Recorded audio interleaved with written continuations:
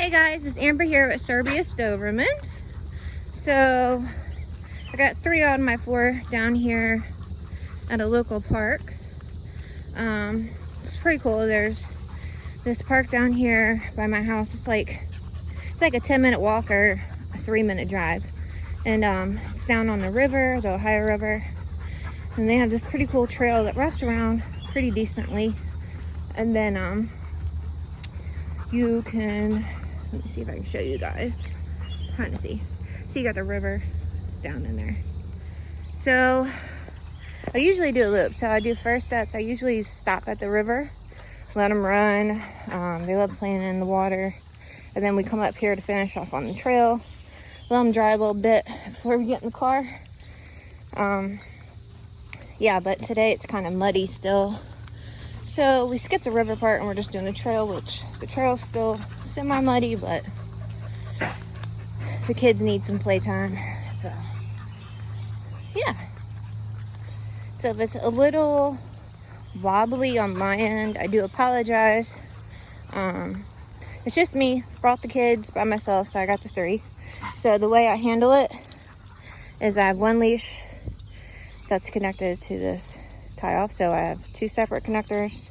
Then I have a separate leash to connect the one to. So I can do 3 dogs by myself.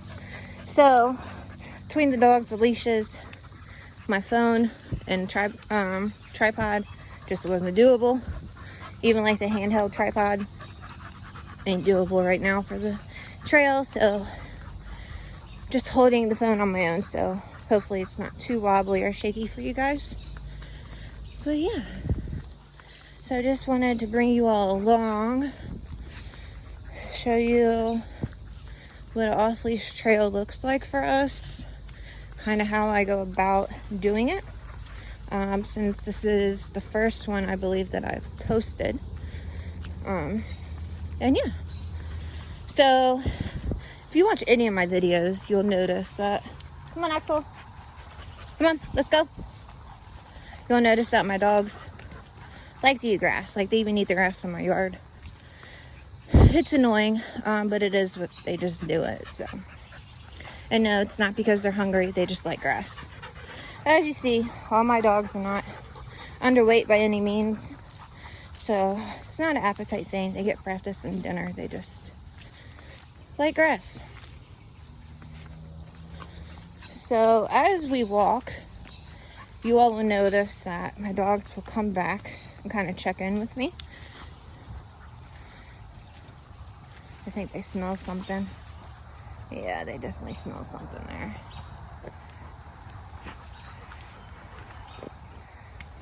The Secret's really intrigued by it. All right, come on guys, let's go. Come on Axel, let's go. So as we walk, you'll notice that, so Axel right there, he was getting a little too ahead, and then he stopped. But you'll notice that they come back and check in with me.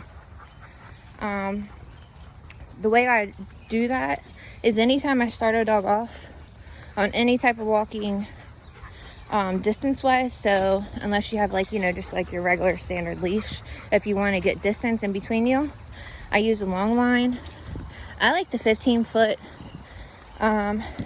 It's easier to use because you don't have as much slack. Like the 30-foot is just a little bit too much, I find. I mean, I can do it because I'm a trainer, but for your average homeowner, I think the 15-foot's a better option for you. So basically what that does is I'll connect the dog to it. Say I'm walking and my dog starts getting a little too ahead of me, whatever, I'll turn around. So I'm not going to say nothing here. I'm just going to turn around. So you see, So came with me, Secret and Axel kept going. And I didn't call them. And we'll see, here comes Axel. So you see how they came back? And here's everybody again. And I'm going to turn around again, walk this way, not say nothing. So the way I do this is I'll start them on that 15-foot line like I just said, connect them to it. And, I'll just kind of let it hang. I'll walk with it and just let it hang. Whenever they start getting to the end of that 15-foot, I'll turn around. And what that teaches the dog is to look to you for guidance and to check in with you. And then I'll keep doing the same thing. So say I turn around, the dog gets back to the 15 foot at the end, I'll turn right back around and just go back. And I'll periodically just keep doing that. And also, once I do that step and get that step down, you know, to where the dog's pretty good about it, then I'll turn that into a calm. So I'll just walk, you know, have them on the 15 foot, let them get to the end, just keep walking, and then I'll say whatever their name is, or come, or here. I use here. And then I'll tell them to come. And so that tells them to come back to me to check in with me. And then from there, once I have those two down, and of course Axel decides to lay in the mud.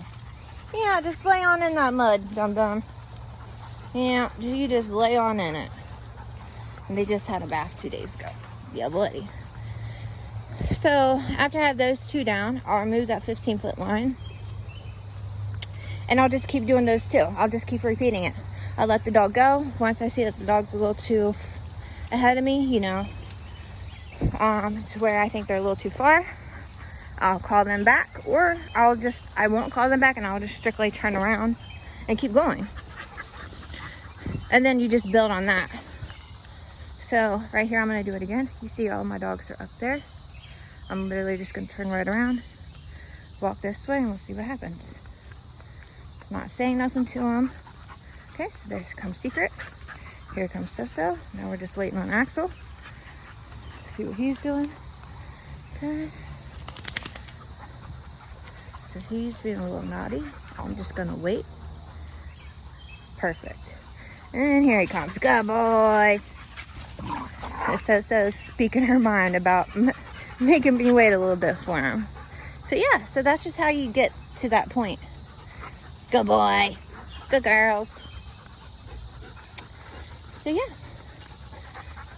and it just teaches them to stay with you, keep checking in with you, all that good fun stuff. Now, one thing within that I will say, which can get quite annoying, is So-So is the one that predominantly does it, is she'll do her check-ins, like, you know, get a little ahead, and then she'll come back to me, and then she'll just like walk, you know, right here in front.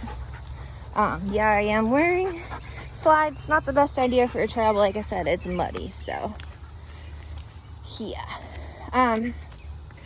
So she'll come, and then she'll literally just like walk right next to my feet and kind of like trip me up. There's like that goes down to the river. So that can get a little annoying on trails because you constantly have to step over your dogs. But at least she's checking in with you, right? It's like super muddy, guys. Super muddy. And it's pretty humid too. I think it was only like 80 today, but it's like hot and like humid, like sticky. And of course we have the good old cicadas right now. And if you're like me, you don't like them. Like, what's odd is, so I love to camp, I love to hike, love gardening, and bugs don't really bother me. Like, even, oh boy, I almost slid right there. Even like spiders. And of course, Axel's just gonna lay in the mud again. They don't even bother me. But for whatever reason, freaking cicadas freak me out. Like, if they land on me, I'm like one of them like little girls that run screaming. Yeah, that's me. I ain't even gonna lie. I don't know. I guess it's because, one, the way they look. Two, they like stick on you. Like their little fingers. Oh boy, I almost slid again there. See, guys, not the best idea with the mud in it. But yeah, they like stick on you, and then the sound they make. I think it's those three things all together. I don't know. They just freak me out. Good thing is it only happens every like 17 years for a couple weeks. They said 2 weeks, but we're already at like 2 weeks, and now at the stage where they're just like breeding and mating and just massing on trees. what's surprising is, you know, obviously we're like in the woods. It's not bad right here. Like, you don't hear a lot of the cicadas, and thank God they're not like zooming all around. But yeah, so that's a little drop off down there.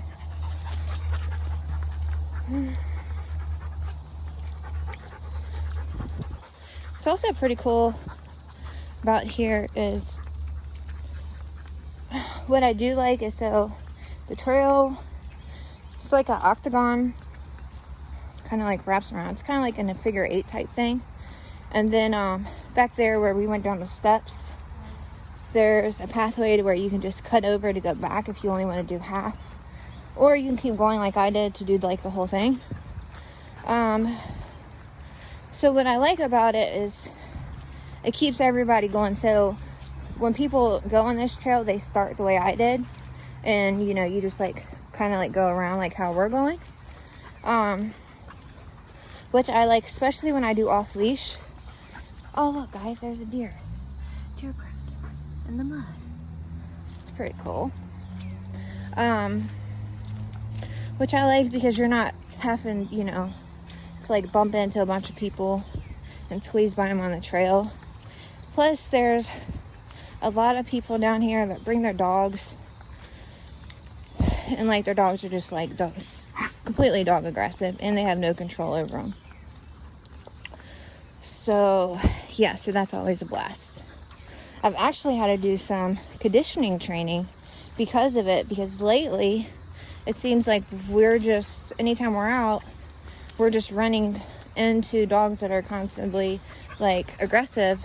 And so what it does is, if you have dogs like me and you take them out, and every time they run into new dogs and that dog's aggressive, it starts putting in their mind, hey, when we meet strange new dogs, they're going to be aggressive and we have to be on the defense. So then you can have a dog that is a dog aggressive that can quickly turn into being that, just from those encounters. So I've actually had to do some conditioning and making a point to get my dogs out around dogs, just so they don't start acting and thinking that way. One thing I will say though is I do not do dog parks. I do not believe in dog parks. I think they are a disaster waiting to happen, and most of the time that's exactly what ends up happening. Because, you know, a lot of people that go there don't have trained dogs, and their dogs don't know how to take corrections from another dog. And on top of that, you can have a dog that is well-mannered, well-trained, not dog aggressive, but confident. Like, for example, So-So and Secret, they're very confident females, and they're not aggressive towards other dogs. Oh boy, this mud, guys, is messing me up. So can be, like if another dog starts barking or acting aggressive towards her, you know, then she'll act accordingly. But she would never just like charge a dog for no apparent reason, right? Axel, however, he's just like a big goofy lover. So there could be a dog that's acting aggressive towards him, and he won't really react much. Now, I think that if they came in to give him correction, he would definitely, you know, like stand up for himself. But if another dog was to give Secret and So-So, for example, a correction, it would just be all bad. It wouldn't be something that they would take lightly, just because both of them are super confident, like I said, and they're kind of like trying to figure out who wants to be alpha. One day Secret wants to be alpha, the next So-So does, and they're just kind of in this loop about it. I think once I add another dog to my program, it'll bring out more like instinctive behaviors and get things sorted out between it, because yeah, it's kind of a little over the place. But yeah,